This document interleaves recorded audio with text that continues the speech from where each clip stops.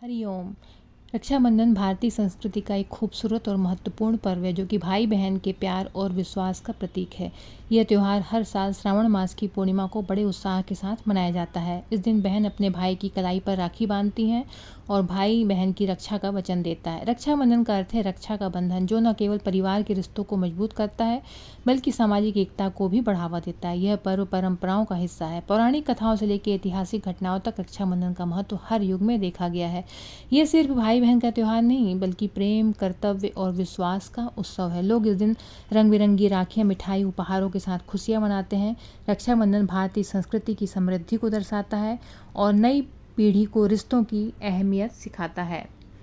यह पर्व हर दिल में प्यार और एकता का संदेश फैलाता है। पुराणों में भी रक्षाबंधन का जिक्र मिलता है। रक्षाबंधन की कथा मेवाड़ की रानी कर्णावती और मुगल सम्राट हुमायूं से जुड़ी है। कर्णावती ने हुमायूं को राखी भेजकर सहायता मांगी तो हुमायूं ने राखी का सम्मान करते हुए कर्णावती की मदद की। इससे रक्षाबंधन एकता और विश्वास का प्रतीक बना और ये दर्शाता है कि यह पर्व राजनीतिक और सामाजिक बंधनों को भी मजबूत करता था। एकता और विश्वास का प्रतीक है। पुराणों में भी जिक्र है जिसमें माता लक्ष्मी ने राजा बलि को राखी बांधी थी। एक कथा के मुताबिक माँ लक्ष्मी ने असुर राजा बलि को राखी बांधी थी। असुर राजा बलि स्वर्ग पर अधिकार करने जा रहे थे, तब उनको रोकने के लिए भगवान विष्णु जी ने वामन ब्राह्मण का अवतार लिया और बलि के पास भिक्षा में 3 पग भूमि दान में मांगी। राजा बलि ने उन्हें इसके लिए हाँ कर दिया। फिर भगवान विष्णु जी ने 2 पग में आकाश और पाताल नाप लिया। तीसरे पग के लिए बलि ने अपना शीश आगे कर दिया। इससे प्रसन्न हो भगवान विष्णु जी ने उनको दर्शन दिए और वरदान मांगने को कहा।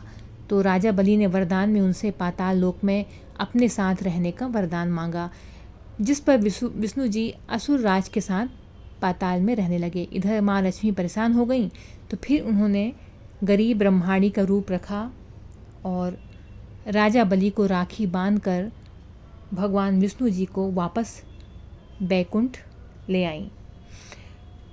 महाभारत में भी जिक्र है रक्षाबंधन का। पौराणिक कथाओं में भगवान श्री कृष्ण और द्रौपदी की कहानी प्रसिद्ध है। जब श्री कृष्ण जी की उंगली घायल हुई थी तो द्रौपदी ने अपनी साड़ी का टुकड़ा बांधकर उनकी मदद की। बदले में श्री कृष्ण जी ने द्रौपदी की रक्षा का वचन दिया और चीरहरण के समय उनकी लज्जा की रक्षा की। वहीं एक अन्य कथा के मुताबिक देवताओं और असुरों के मध्य चल रहे युद्ध के दौरान इंद्राणी ने इंद्र की कलाई पर अभिमंत्रित पवित्र धागा बांधा, जिसके बाद इंद्र ने युद्ध जीता। इस घटना के बाद से ही रक्षा सूत्र बांधने की परंपरा शुरू हुई।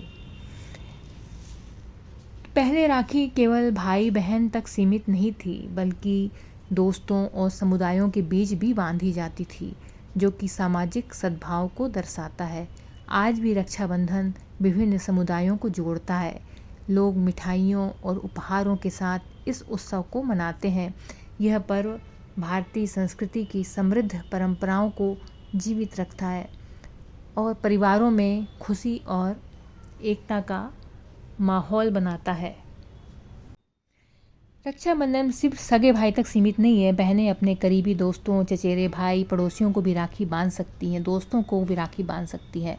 रक्षाबंधन में आप खुद को भी समय दें, आप खुद को भी राखी बांध सकती हैं। सहेलियों के साथ आप समय दे सकती हैं, सामाजिक कार्यों में हिस्सा लें। रक्षाबंधन का मतलब है रक्षा और प्यार।